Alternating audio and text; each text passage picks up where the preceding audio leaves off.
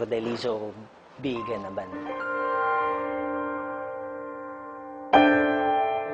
Sa probinsya, siyempre, halata naman, probinsyano ako kasi sa Cagayan din ako talaga lumaki. Ang mga magulang ko, di naman nakatapos ng pag-aaral kasi high school lang yung tatay ko, tapos nanay ko is elementary graduate lang. Sinasabi ng magulang ko nung pinapaaral kami, kasi medyo malaki na yung family namin kasi ako yung panganay, tapos 6 pa kami. So, I'm the eldest in the family. Pinapaaral ako, malilit pa yung mga kapatid ko. Sabi sa akin ng mga magulang ko, anak, mag-aral ka mabuti para pagkatapos mo, ikaw yung pag-asa namin. So, syempre, college pa lang ako, nakatatak na sa akin na kailangan ako yung pag-asa nila. So, parang hindi pa ako nakakatapos sa pag-aaral, may responsibility na ako. So, kahit mahirap ang buhay namin noon, kinaya namin. Part-time ako kung saan-saan. Naranasan ko naging, nakikigapas sa bukid. Tapos, pag walang pasok, meron kaming tricycle naman na medyo luma-luma na. Pag ako naman nandun, kailangan kong ibiyahe yun para may allowance ako. Kulang ko, nagsipag din ako para makatapos na pag-aaral. Yun nga lang ang problema. Siyempre, mga magulang ko, kung ano yung meron sa amin na resources, yun yung kailangan alagaan namin. Yung lolo ko, magsasaka.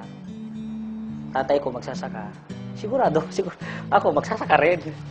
Talaga is, matutunan ko yung mga ganon.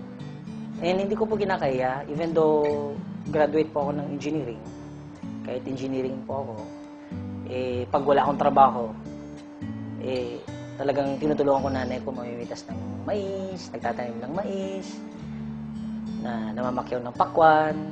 Talagang naranasan ko nagbenta ng mga pakwan, ng mais. And mahirap talaga. Nilalagyan ng mais. Ang ginagawa ko, nilalagyan ko ng mga panggatong. Tapos, lalagayin namin yan ng mga 45 minutes.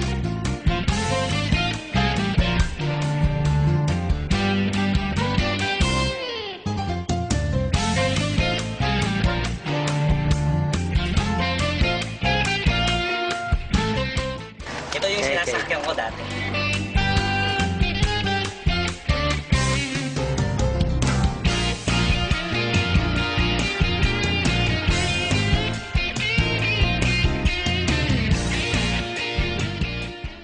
And I realized, dumating sa point na realize ko for 2 years, oo nga, ba't ko tinutuloy yung dating ginagawa ng magulang ko?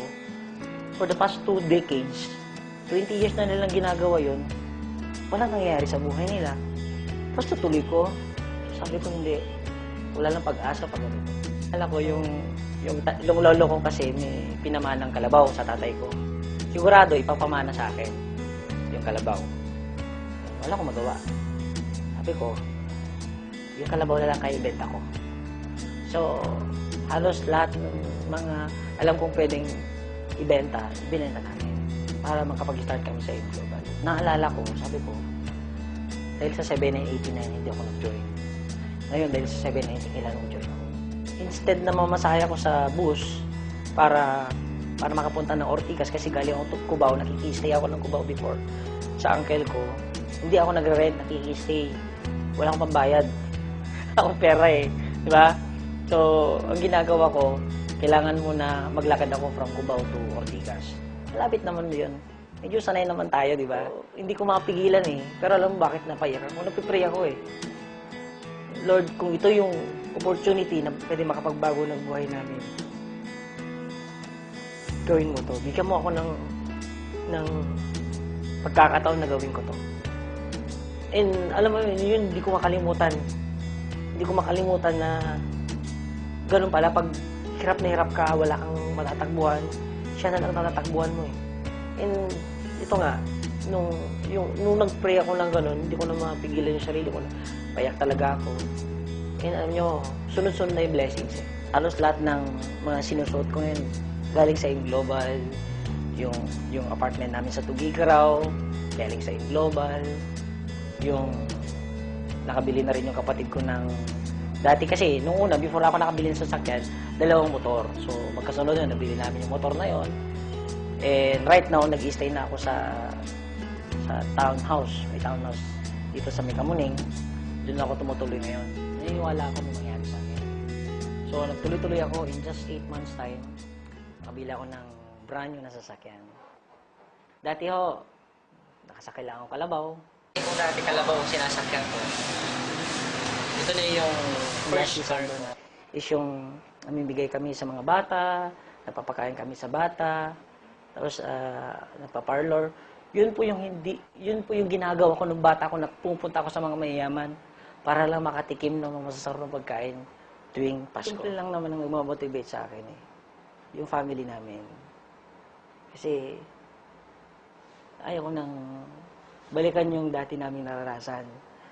Yung point na halos hindi ka na makakain, na yung mga tao na lalapitan mo, akala nila talagang tatakbuhan ka nila. Bakit? Akala nila utangan mo sila. Pag wala ka palang talagang pera, iniwanan ka.